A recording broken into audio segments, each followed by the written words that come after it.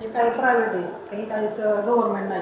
त्यांचे आपले पगार काय हे तहसीलदार किंवा ऐका, सेतू जे आहे, हां मी आता तुम्हाला एक सर्वसामान्य नागरिक एक मीडियाच्या माध्यमातून बोलतो हां की कोणतंही सेतू केंद्र असो, कोणतंही तहसील कार्यालय असो, या कार्यालयामध्ये जनतेच्या सोयीसाठी अल्प दरामध्ये सुविधा केंद्रे सुरू केलेली शासनाचं उद्दिष्ट आहे, बरोबर.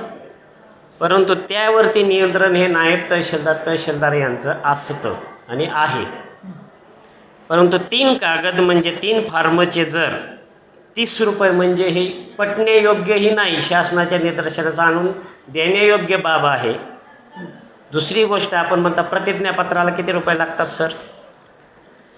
प्रतिज्ञापत्राला किती रुपये लागतात? 150 रुपये प्रतिज्ञापत्राचे. बरं, ते जर प्रतिज्ञापत्र समजा आम्ही स्वतः केलं तर काय नाही, तुम्ही आणा करून. बरं. दुसरी गोष्ट, ब्लॉक घ्यायला तुम्हाला सेतूमधून यावं लागणार, कारण प्रतिज्ञापत्राचं टायपिंग तुम्ही फक्त करून आणू शकता. बाकीचं ब्लॉक सह्या मी घेईन हो, समजा मी सह्या नाही म्हणजे ब्लॉक असलेलं आहे पुढं, तुमच्या फोटो हे ते असतं, तुम्ही टायपिंग कुठं नको आणा. शासकीय फी प्रतिज्ञापत्राची किती आहे? 150. नाही ऑनलाईन किती जाते आपली 70 रुपये, आणि बाकीचे एक्स्ट्राचे आपण घेतो, असे ब्लॉकचे आपण घेतो 120 रुपये. बरं, आणि मला काय म्हणायचं आहे, टोटल जातीच्या दाखल्यासाठी किती घेतो आपण? टोटल जातात आपले 300 जातात. 300 रुपये. त्याच्यानंतर अजून वर काय द्यायचे? काहीच नाही. बरं, शासकीय दरपत्रक तर 70 रुपये आहे, सर्व त्या सेतू केंद्र चालकाने करायचं.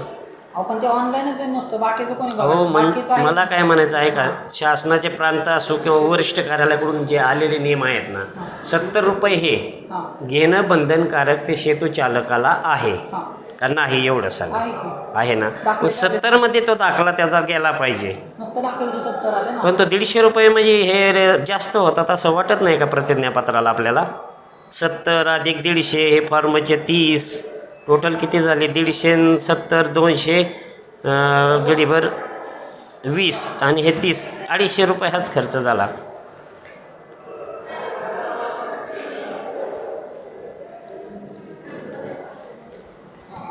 हे पहा, आज आपण दौंड तहसील कार्यालय येथे आहोत.